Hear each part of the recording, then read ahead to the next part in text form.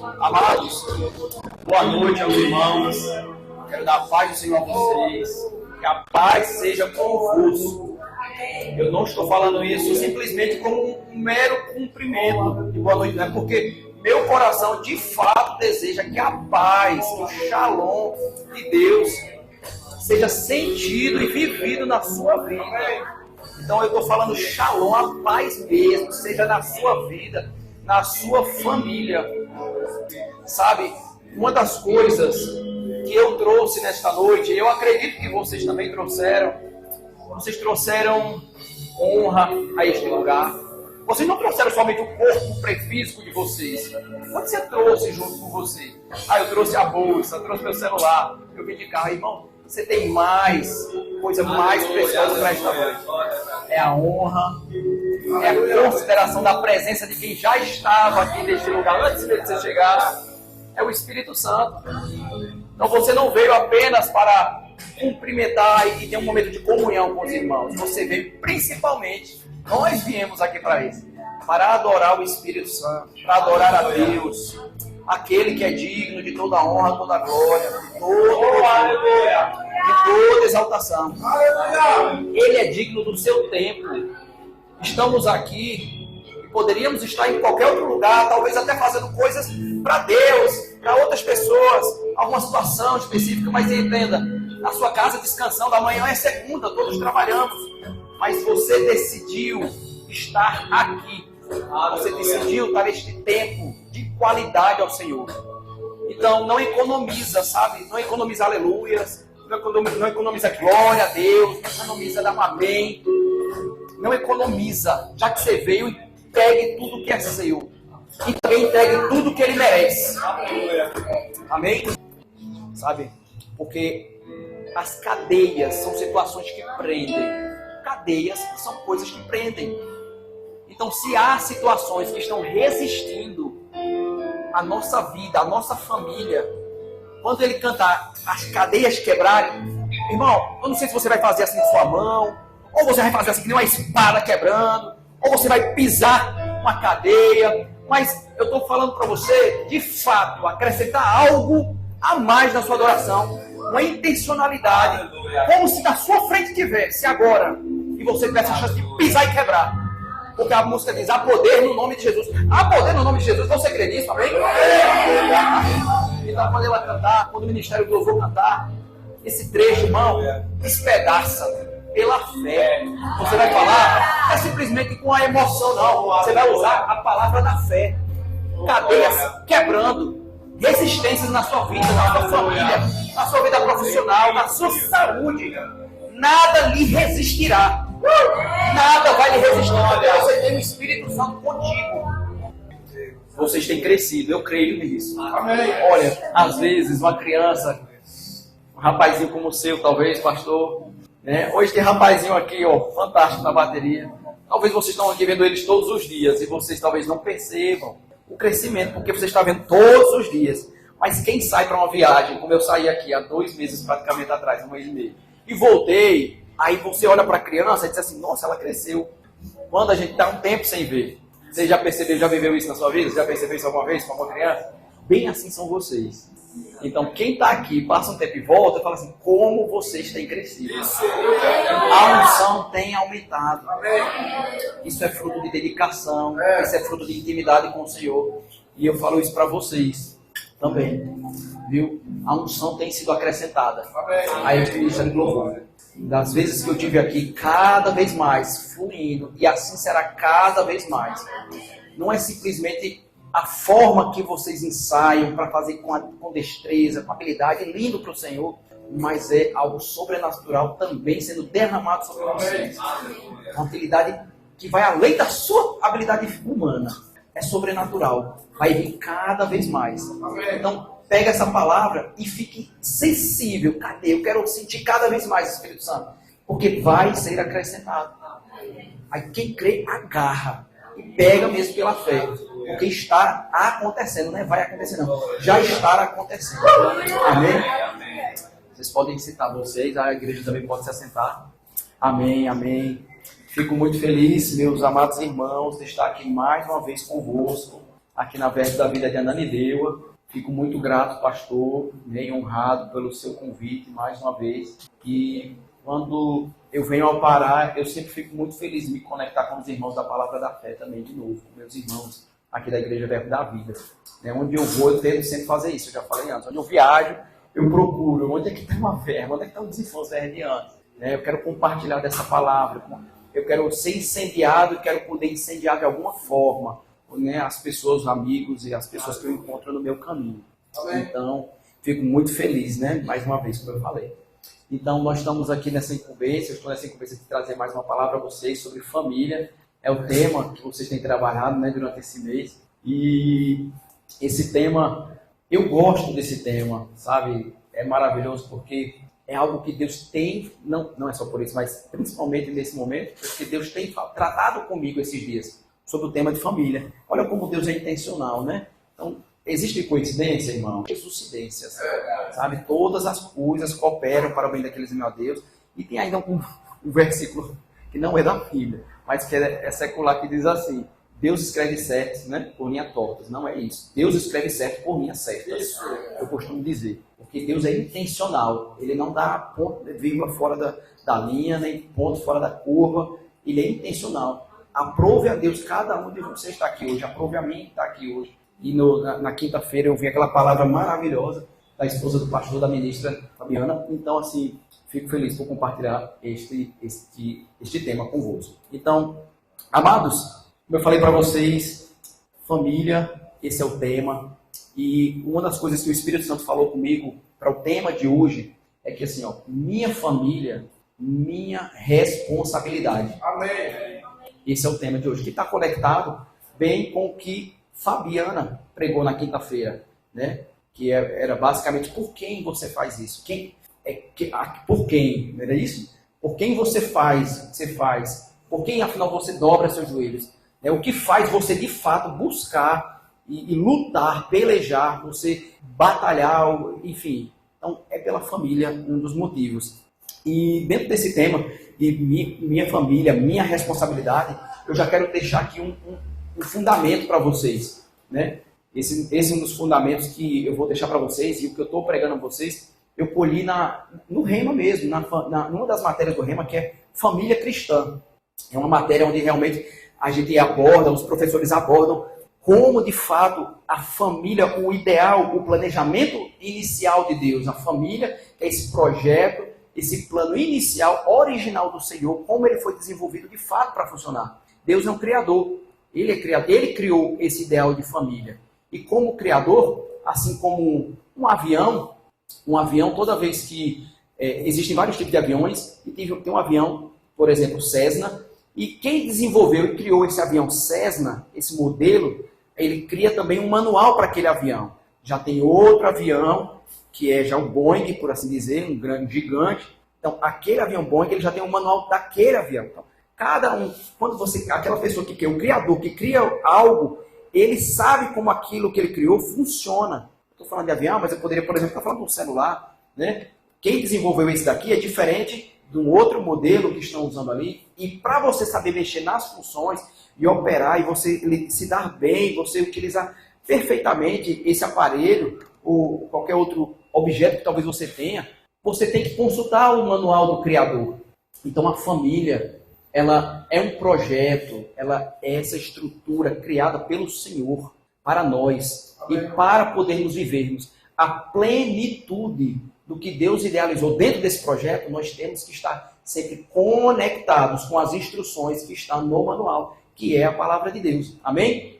Você crê que a Bíblia é manual? Amém. Ela é o seu manual, amém? Amém. Amém, porque você é criatura, é filho também, e como não deixa de ser criatura. E a criatura, ela se submete ao Criador, no que diz respeito também ao seu funcionamento.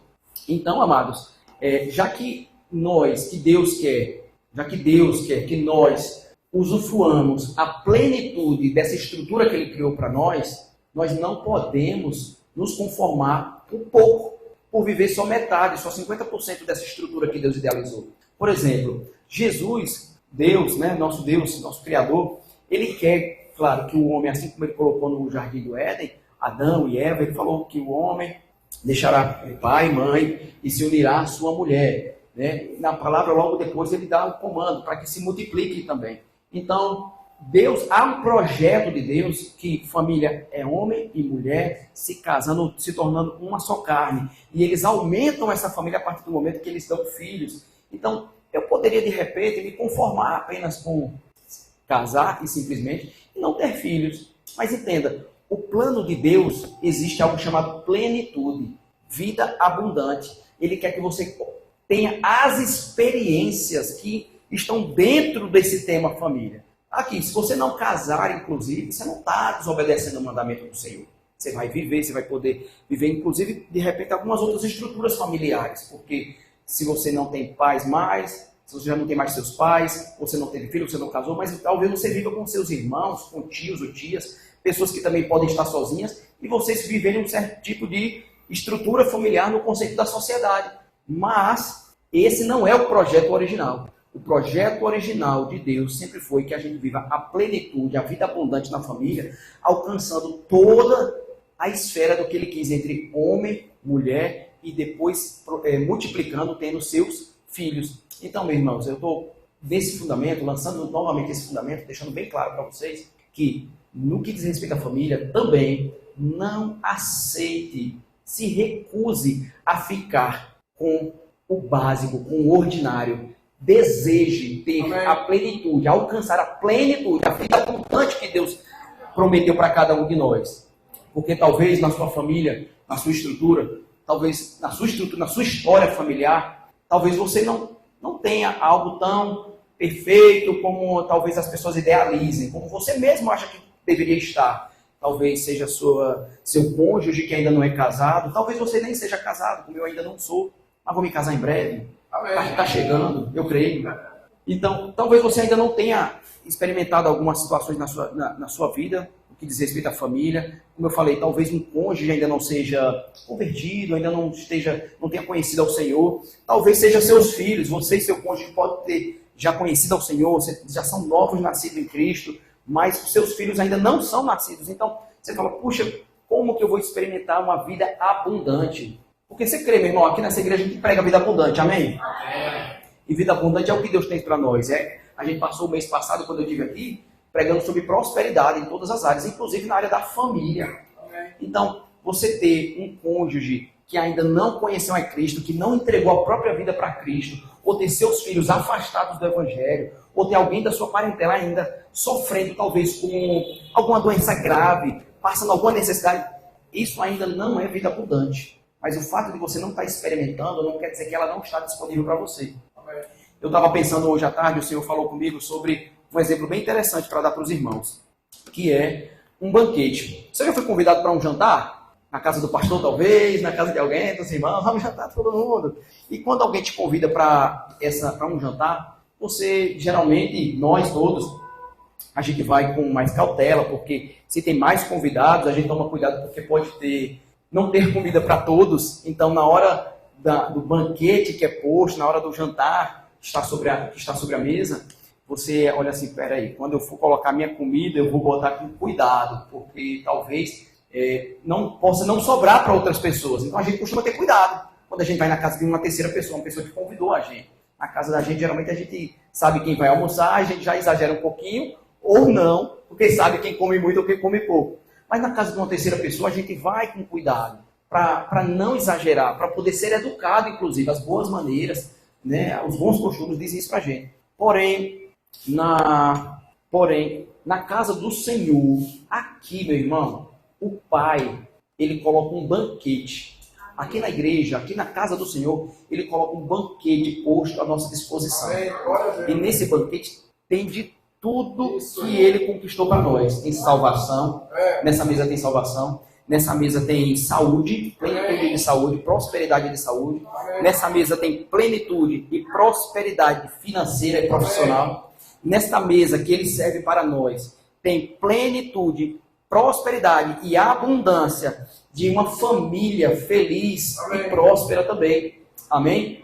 Então, meu irmão, na mesa do Senhor, é diferente da mesa de um terceiro qualquer. Porque nesta mesa que o Pai coloca para a gente, tem abundância para cada um de nós. E quando Deus, imagine Deus agora na cozinha, preparando esse banquete, para colocar a mesa, para que você venha, sente a mesa e você possa se fartar mesmo das coisas do Senhor, você possa realmente se alimentar, experimentar do que Ele deixou para você.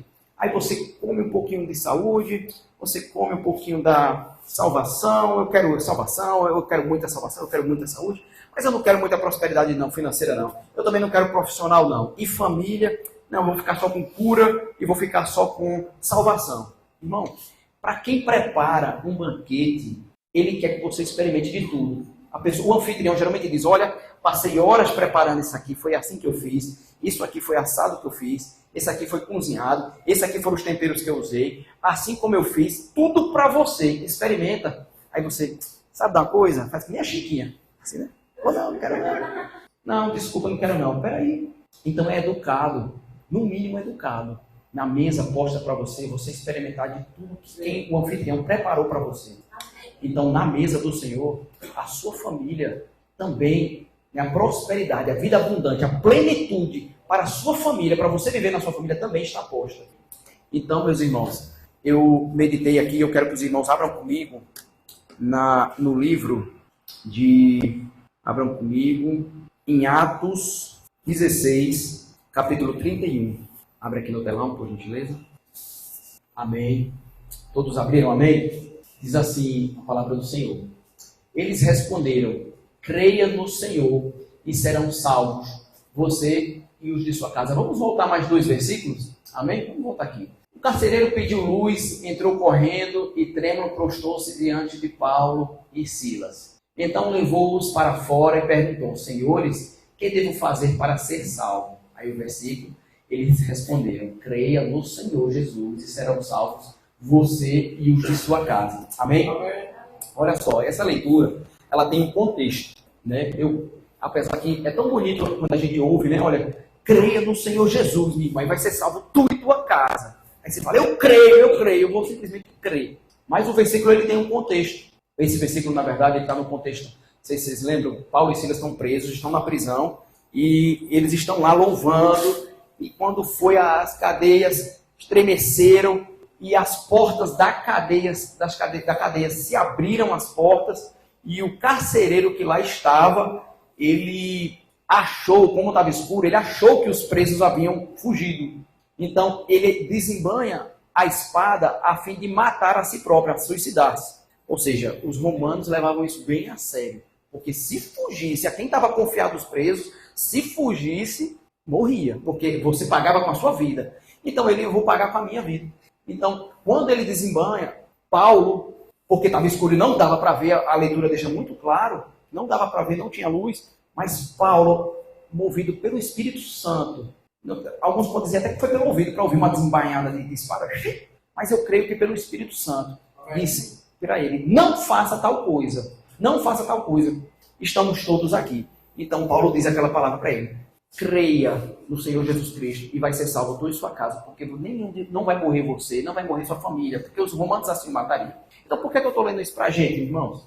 Porque o tema, que é minha família, minha responsabilidade, confronta justamente parte do que esse versículo está dizendo. Porque esse versículo, talvez alguns possam interpretar que ele está tirando a sua responsabilidade. Basta você crer em Jesus Cristo e que vai todo mundo ser salvo. Será que é bem assim sempre? Porque eu creio em Jesus Cristo. Muitos de vocês também creem em Jesus Cristo. E talvez há familiares nossos que resistem à palavra da fé. Então nós vamos simplesmente crer? Amém, nós vamos crer. Mas nós também vamos trazer para nós a responsabilidade de fazer a nossa parte para alcançar os corações, para preparar os corações dos nossos familiares para eles virem a Cristo. Porque crer tão somente creia. Aqui tem um contexto para o carcereiro o carcereiro que lá estava. Porque ele seria de fato morto e pago, talvez ele e a casa dele. E ele foi salvo, de fato, ele aceitou a Cristo. Porém, o que eu estou confrontando com os irmãos, eu quero que vocês pensem junto comigo, que não é simplesmente orar. E eu estou dizendo que é orar também. Você não vai deixar de orar pelos seus familiares.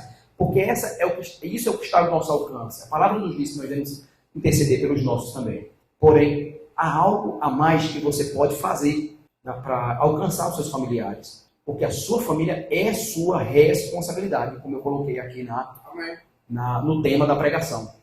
Então, eu também trouxe aqui uma leitura para a gente contextualizar esse tema e isso que eu acabei de falar. Vai lá em 2 Reis, capítulo 4, versículo...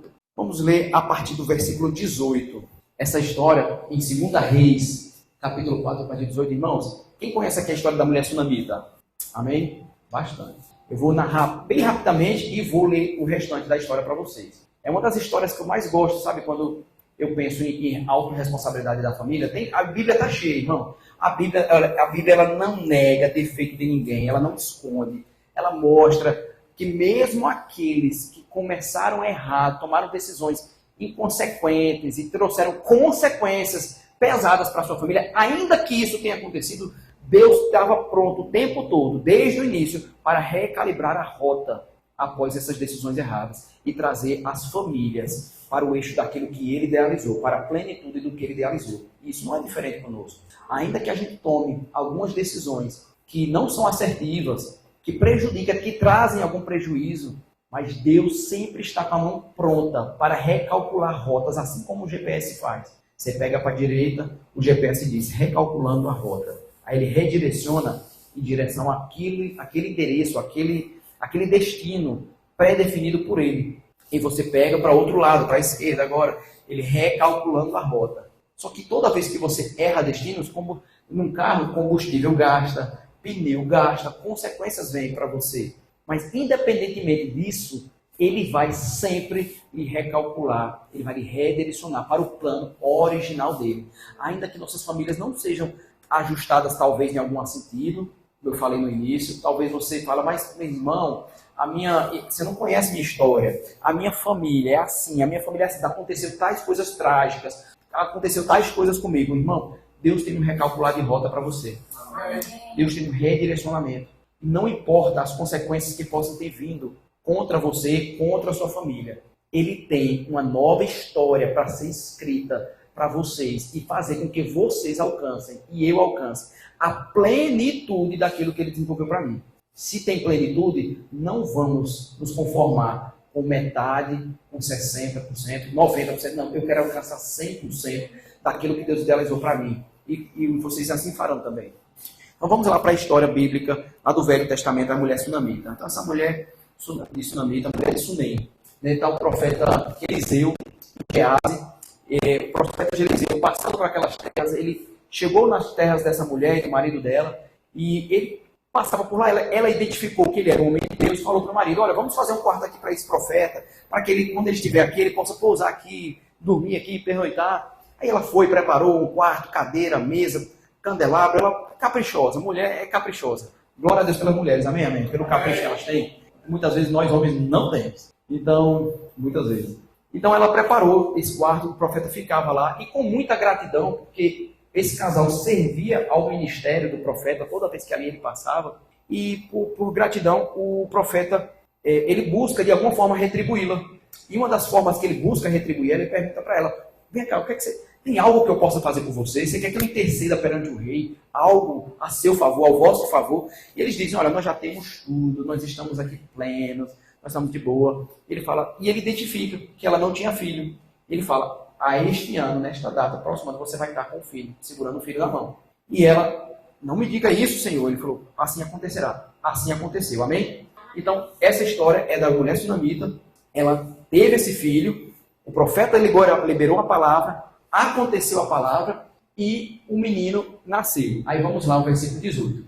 O menino cresceu e certo dia foi encontrar-se com seu pai, que estava com os ceifeiros. Nossa. De repente, ele começou a chamar o pai, gritando, ai minha cabeça, ai minha cabeça. O pai disse a um servo, leve-o para a mãe dele. Próximo. O servo o pegou, o levou à mãe, o menino ficou no colo dela até o meio-dia. Vamos parar bem um pouquinho aí, para a gente continuar já já. Irmãos, isso é extraordinário. Eu começo a olhar para essa parte, para essa família, porque nós estamos vendo a mãe, o pai, que estavam, né? A resposta dela é, não precisamos de nada. Ela achava que ela estava usufruindo já da plenitude do que ela tinha. Mas quando o profeta liberou aquela palavra, ela se surpreendeu, ela falou, não me diga isso, é sério, vou receber, vai, tem algo a mais para você. E ainda que ela talvez não sentisse falta de bens materiais, né, o filho, aquilo trouxe para ela uma completude a mais, para ela experimentar do que Deus tinha para a vida daquele casal. E assim aconteceu na vida deles. Só que aconteceu uma tragédia na família. Coisas inesperadas acontecem. Já aconteceu com você, irmão? Já aconteceu na sua família coisas inesperadas? Porque eu perdi meu pai esse ano. Eu jamais, no meu pior pesadelo, eu acharia que teria acontecido como aconteceu aqui numa balsa. Então, coisas inesperadas muitas vezes acontecem, que a gente não prevê. Ou a gente talvez acredita que, a gente baixa a nossa guarda, acredita que aquilo nunca acontece com a gente. Então, assim veio, um dia mal veio para ela. O filho, aquele que fez ela chegar, a família chegar no 100% da plenitude do que eles faltavam experimentar, porque eles já tinham saúde, eram velhos e eram dispostos, trabalhavam ainda. Tinham um ao outro, era um casal que estava convivendo junto, era um casal que tinha bens materiais, a palavra deixa isso claro, você vai ver em seguida, mas o filho veio fazer essa completude do que eles tinham. Aí vamos aqui na palavra, que diz, olha, vamos no 20 ainda. O servo pegou e levou... Desculpa. O servo o pegou e levou a mãe. O menino ficou no colo dela até o meio-dia e morreu. Sabe, é muito comum, eu tenho certeza que todos nós temos, mas é claro, e eu sei, e inclusive quem é mãe aqui, sabe, né, a perseverança que exige-se quando a criança está doente. Então, assim, família, perseverança, né, a responsabilidade dela. Interessante que o pai, quando o menino passa mal, ele fala assim, leva para a mãe. Claro que poderia ter levado para o médico, poderia, né, ele tinha condições financeiras para isso, para um curandeiro, que talvez fosse naquela época, gente que trabalhava com a medicina, não sei se o nome era médico, mas quando ele leva para a mãe, que geralmente é a mãe que coloca no colo, como ela fez, e acalenta, e ela passa o dia inteiro persistindo e cuidando dele. Ela talvez poderia ter desistido ali na metade, não, peraí, o que é que eu vou fazer? Larga esse menino aqui, vamos atrás de uma pessoa. Não, ela persistiu, ela ficou com ele ali o tempo todo. Próximo versículo, vou deixar na tela. Ela subiu ao quarto do homem, quando ele morreu, né? Ela subiu ao quarto do homem de Deus, deitou o menino na cama, saiu e fechou a porta. Passa para o próximo. Ela chamou o marido e disse, preciso de um servo, de uma jumenta para ir falar com o homem de Deus. Vou e volto logo. Próximo. Ele perguntou, mas por que hoje? Não é lua nova, nem sábado? Ela respondeu, não se preocupe. Ela mandou selar a jumenta e disse ao servo, vamos rápido, só pare quando eu mandar. Pode parar bem aí. Você está tirado da tela não. Amado, eu olho para essa história, novamente eu lhe digo, eu vejo uma família perseverante. É uma família que ela chama para si a responsabilidade. Eu vejo isso nessa história. Porque a mãe, quando ela está diante de uma circunstância dessa, o casal em si, eles estão buscando resolver a situação. Ele estava com o pai leva para a mãe, eles não estão em desespero. Ela tentou cuidar dele até o final, até que ele de fato expirou, até que ele de fato morreu nos braços dela. E depois, vamos abrir um buraco e enterrar, fazer o sepultamento? Não. Uma família que tem a responsabilidade, que assume a responsabilidade. As pessoas, os integrantes da família que assumem a responsabilidade, eles estão agarrados à promessa que Deus liberou e não aceitam menos daquilo do que Deus desejou, prometeu, idealizou para aquela família. Então, traga isso para a sua vida. Porque o que Deus, as palavras que Deus já liberou a respeito de seus filhos, dos seus irmãos, da sua irmã, da sua parentela, da sua mãe, do seu pai, do seu cônjuge, Deus não mente. A palavra de Deus diz que ele não é homem para mentir, nem filho do homem para se arrepender. Então se recuse a obedecer, às vezes, comandos da sua mente que querem fazer você desistir dos seus familiares. Você está pronto para fazer o que está nas suas mãos por ele? Porque nós não vamos fazer, irmãos, amados, aquilo que está nas nossas mãos. Deus não quer que você faça o que não está na sua mão. Olha para o que você tem na sua vida, a forma que você pode se comunicar com os seus familiares. Você talvez não tenha, eu não tenho um curso de comunicação. Se comunicar com outro talvez é tão difícil, é tão desafiador. Mas o que é que você tem? Então pede a Deus, Pai, olha, eu só estudei até tal série. Pai, eu não tenho muita habilidade com as palavras. Pai, meu jeito é esse, eu sou meio assim, eu sou meio assado. Mas, Pai, eu coloco isso diante de... Vamos lá. Assim ela partiu para encontrar-se com um homem de Deus no Monte Carmelo. Quando ele viu Quando o profeta viu ela à distância, disse a seu servo Geazi: olhe, é a sunamita. Vamos para o próximo. Corra ao seu encontro e pergunte a ela: está tudo bem com ele? Está tudo bem com você? Tudo bem com seu marido e com seu filho? Ela respondeu: está tudo bem. Interessante, irmão, que eu olho essa passagem, eu vejo assim, você vê que até homens de Deus, pessoas de Deus, têm que controlar a ansiedade. A ansiedade é um desafio de todos nós. Porque o profeta vê ela de longe, talvez se ele tivesse um WhatsApp, ele teria passado a mensagem para ela: eu estou te vendo aí bem longe, tu está vindo para cá, tu está vindo fazer o que aqui? Está tudo bem por aí? Talvez ele tivesse passado a mensagem, porque ele está vendo ela lá no final da rua. E de repente assim, afinal de contas ela não estava vindo? A Bíblia diz, ela estava indo ao encontro. Ele simplesmente poderia parar e esperar ela chegar. Mas ele, talvez um pouco ansioso, falou: Geazi, corre ao encontro dela e pergunta logo se tudo vai bem. E ela responde: irmão, que resposta talvez sem sentido? Como tudo vai bem? Para quem? Porque o menino está morto, mas não está enterrado. Amém, irmão? As situações na sua família, elas podem parecer bem caóticas, em algum sentido. Eu não sei, eu não conheço a vida dos irmãos aqui. Eu não sei os desafios que vocês enfrentam. Talvez seja alguém da sua família que está aqui, talvez seja alguém que pode estar bem distante. Mas se essa pessoa ainda não está enterrada, é porque ainda há chance. Amém. Então, se recuse a desistir dos seus.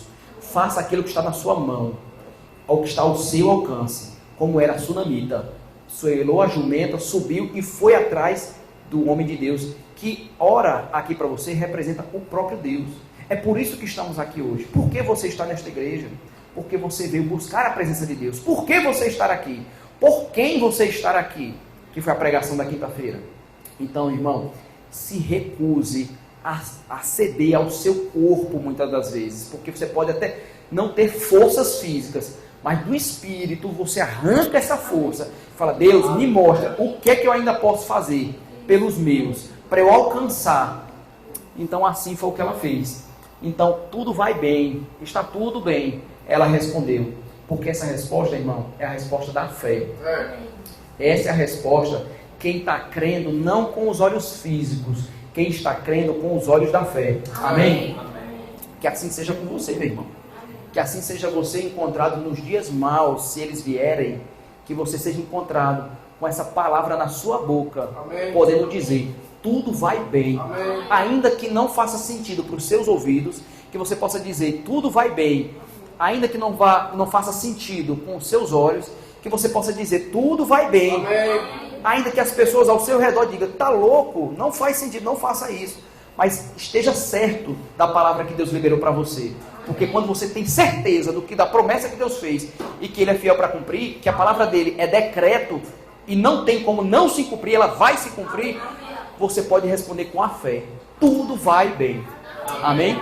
Aleluia! Então vamos ler o restante, que diz: ao encontrar o homem de Deus no monte, ela se abraçou aos seus pés. Geazi veio para afastá-la, mas o homem de Deus disse: deixa em paz, ela está muito angustiada, mas o Senhor nada me revelou e escondeu de mim a razão da sua angústia. Próximo.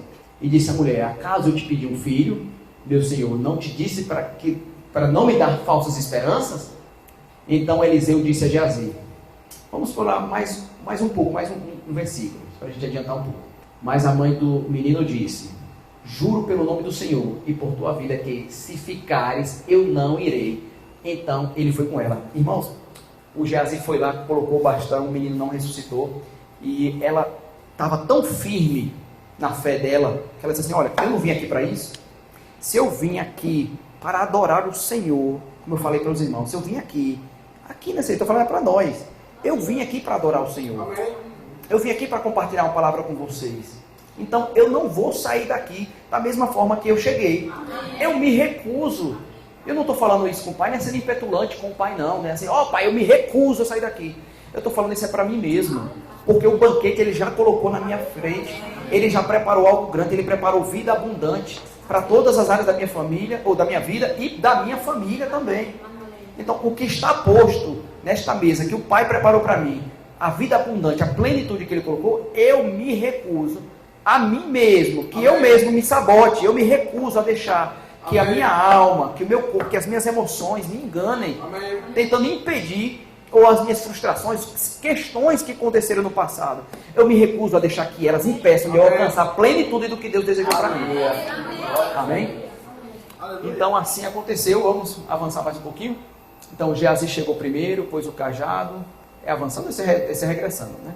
Então passa para frente. Assim, perdoe-me, volta para 32. Quando Eliseu chegou a casa, lá estava o menino morto, estendido na cama. Ele entrou, fechou a porta e orou ao Senhor. Depois deitou-se sobre o menino, boca a boca, olhos, mãos, enquanto debruçava sobre o corpo dele, sobre ele, o corpo do menino ia se aquecendo. Eliseu levantou-se, começou a andar pelo quarto, depois subiu na cama, debruçou-se mais uma vez sobre ele. O menino espirrou 7 vezes e abriu os olhos. Olha, amado, olha que interessante. Porque muitas vezes não é nem nossa família de sangue, mas é nossa família espiritual.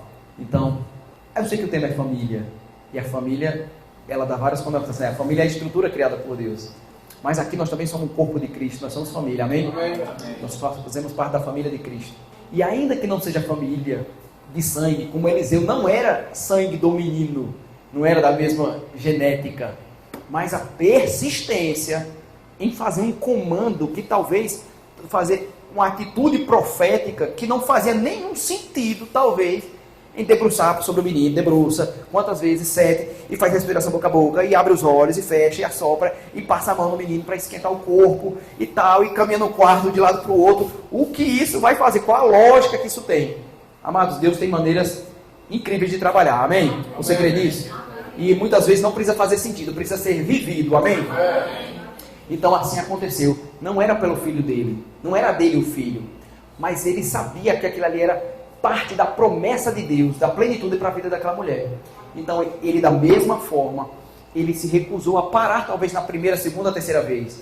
Foi a 7, caminhou para lá e para cá e não desistiu. Até que aconteceu. Você está pronto, amado, para fazer o que está preciso, o que está disposto, o que está colocado nas suas mãos, a fazer até que aconteça? Porque hoje nós estamos aqui nesta igreja, nessas 4 paredes, estamos pregando, estamos todos bem. Amém.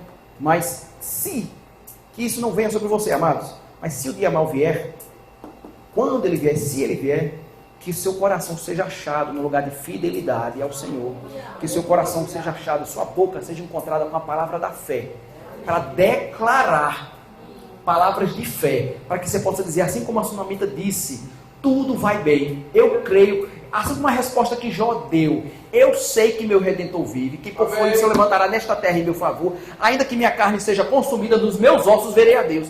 Você está pronto para deixar chegar no osso? Tipo assim, eu vou chegar até o fim, eu vou perseverar, eu vou persistir em oração, em tentar alcançar aquela pessoa, ainda que ele caia 10 vezes, por 10 vezes eu vou relevantá-lo. Se cair 11ª, vou também. Eu vou continuar confiando e perdoando. Você tem perdoado, irmão? Analisa teu coração e veja o quanto de perdão você já compreendeu para de fato se desprender das situações que podem estar prendendo sua família em situações e achando que está tudo resolvido quando não está. O que é perdão para você? Ah, meu irmão, perdão é quando eu não sinto mais. Sabe uma coisa? Olha, eu já perdoei, eu já orei, eu jejuei, eu já perdoei, eu já orei para o Espírito, entreguei ao Pai, está lá. A pessoa inclusive pode até vir, eu cumprimento, a paz, meu irmão, e tal, está perdoado e tudo mais. Mas é daqui, pronto, foi até aqui. Antigamente essa pessoa tinha acesso até minha sala. Agora na minha cozinha não entra mais. Porque meu bolo que eu deixei em cima da mesa, o irmão Jackson comeu tudo, imagina. O irmão trabalha com bolo, né? Então imagina, um bolo de chocolate. Não, aqui ele só vai até a sala. Porque da última vez que ele teve acesso à minha cozinha, acabou meu bolo. Foi tudo embora. Mas isso não é perdão, irmão. Perdão é fazer o que Jesus, o que Deus faz por nós. Perdão é fazer de novo e dar as mesmas chances de novo. Mesmo sabendo da possibilidade, ou até mesmo Deus que é onisciente, sabendo que ele vai comer de novo. Ele vai comer de novo. Mas eu confio que dessa vez você acerta. Eu vou botar o bolo aqui, mas eu não vou tirar daqui não, eu não vou esconder não. Eu vou deixar fácil. Porque eu creio, ainda que eu saiba, eu já perdoei ele de novo. Mas eu já perdoei ele daquela vez. Perdoei. Mas se ele vir até acesso, vai comer. Não tem nada não. Mas eu creio, eu decido crer. Perdão é isso, é uma decisão de acreditar que dessa vez ele acerta, ainda que ele mantenha os mesmos comportamentos. Então, às vezes, irmão, não sei qual é a situação que você tem na sua casa, quem já falhou tantas vezes com você, e você está achando, eu já perdoei, tá aqui, eu já nem sinto mais, eu nem tenho aquele arranhãozinho mais, mas perdão é fazer o que Deus fez, é você dar as mesmas chances, de novo, para a pessoa, de novo, mesmo sabendo a possibilidade dela errar, e isso não alterar a sua decisão. Para você dizer assim, droga, não deveria ter perdoado, não deveria ter deixado tão fácil dos dedos dele. Então, amado, que na sua família, você, mais uma vez eu repito, seu coração seja encontrado com essa palavra da fé na sua boca, para você, a ponto de dizer, tudo vai bem. Amém. Quando seus olhos talvez estejam vendo um diagnóstico muito contraditório, um diagnóstico que pode estar dizendo alguns meses de vida, que você possa dizer, tudo vai bem, eu sei que meu Redentor vive, tudo vai bem, eu continuo crendo na palavra do Senhor. Aí você tem uma ligação de um ente que de repente diz coisas ruins para você, te magoa, e você mesmo assim no seu coração dizer, tudo vai bem, porque eu creio que eu vou alcançar, tem em mim ferramentas do Senhor para alcançar o coração dessa pessoa, para compreender o porquê que ela está se comportando desse jeito comigo, para compreender os comportamentos e saber que aquele comportamento não é a identidade da pessoa. O fato da pessoa te trair não faz dela uma traidora, ela não é o verbo ser. Um comportamento não deve ser a identidade da pessoa. Então que Deus possa lhe dar essa sabedoria nos seus olhos, para você olhar e ver além dos comportamentos, enxergando no outro, na sua família, no seu familiar, a identidade de Cristo impressa lá, ainda que talvez desconfigurada, porque talvez ele ainda não aceitou Cristo, mas tem imagem do Senhor Jesus Cristo ali dentro. E é por isso que nós amamos o próximo. Porque o que faz eu amar um terrorista do Hamas? O que faz? Nós devemos amar a todos. O que faz eu amar o terrorista do Estado Islâmico, que explode, que faz tudo? É porque ali dentro daquela pessoa, ainda que desconfigurado, ainda que caído, mas ali dentro tem impresso a imagem e semelhança de Deus. É a criação do Senhor. E isso torna aquela pessoa valiosa. Então, o seu familiar é valioso, ainda que ele possa falar contra você, ainda que alguns familiares possam desenganar a sua fé, criticar a sua fé, ainda que os familiares lhe desacreditem, eles podem falar mal de você, mas assim, ainda assim temos que amá-lo, porque dentro deste familiar, dentro dessas pessoas, tem a imagem de Deus ali dentro, que torna elas valiosas, e por isso nós devemos buscá-las, garimpá-los, tirar, lapidar, para que o precioso de Deus realmente venha à tona. Amém? Amém. Então, por fim, eu quero deixar uma leitura bíblica para os irmãos, uma leitura que está no livro, eu quero que vocês abram comigo, o livro de Isaías. Vão ser algumas leituras, vão ser 4 versículos que eu separei. Isaías 49, versículo 15. Esse vai ser o primeiro. Vamos lá. Amém? Vou ler aqui a palavra do Senhor. Haverá mãe que possa esquecer seu bebê que ainda mama e não ter compaixão do que gerou? Embora ela possa esquecê-lo, eu não me esquecerei de você. Vou ler de novo. Haverá uma mãe que possa esquecer seu bebê que ainda mama e não ter compaixão do filho que gerou? Embora ela possa esquecê-lo, eu não me esquecerei de você. Amém? Amados, Deus não esqueceu do projeto original de família que Ele idealizou para cada um de nós. Porque ainda que a gente tenha a sensação que algumas coisas, algumas áreas da nossa família possam estar desajustado, eu lhe digo o que a palavra disse. Pode uma mãe se esquecer do filho que amamenta? Porque ainda que ela se esquecesse, Deus não esquece. Então, nenhuma das áreas, nenhum dos seus familiares, todas as promessas lançadas, elas estão prontas para se cumprir. Basta eu e você assumir a responsabilidade que nós temos sobre nossa família, de agarrar esta palavra, agarrar esta promessa, este plano, esta plenitude que Ele já idealizou para a gente e dizer, eu vou cumprir, eu vou viver tudo isso que Ele prometeu para mim. Amém. E vou fazer o que estar ao meu alcance. Se precisar eu subir numa jumenta e ir atrás do Senhor, do profeta, lá no monte, eu vou. E se as coisas aparentemente não parecerem fazer lógica nenhuma, ainda assim vou persistir. Irmãos, esteja atento a obedecer os comandos do Senhor. Amém. Ainda que não façam sentido.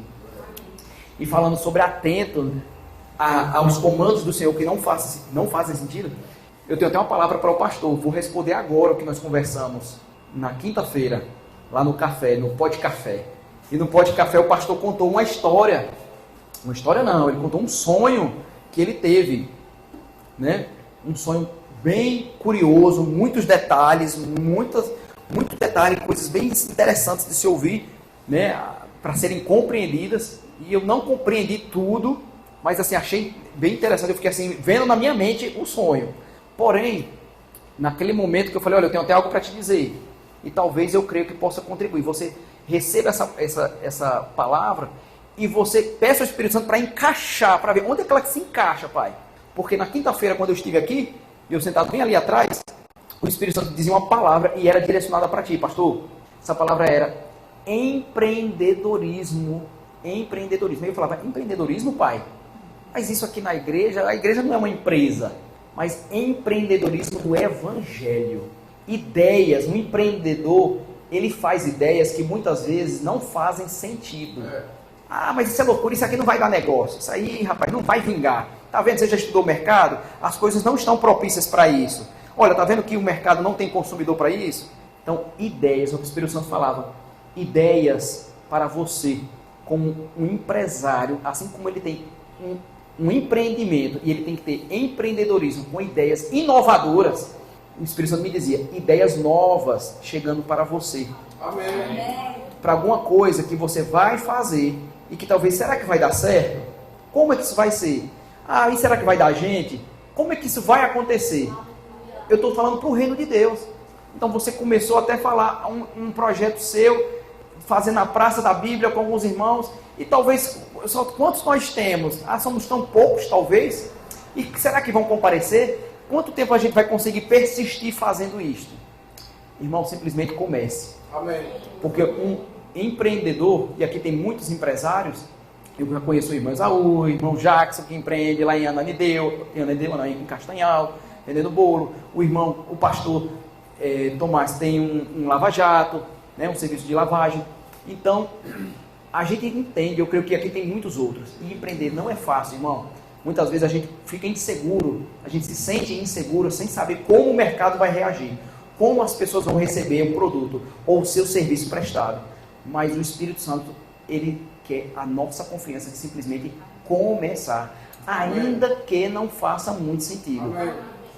Tem uma palavra, uma frase que os neurolinguistas, né, falam, que é: qualquer movimento é melhor do que não movimento. Isso.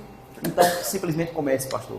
Amém. Talvez é um pouco a farinha e o azeite, é um pouquinho que vocês têm, mas eu falei para vocês aqui que essa igreja tem crescido, e eu percebo.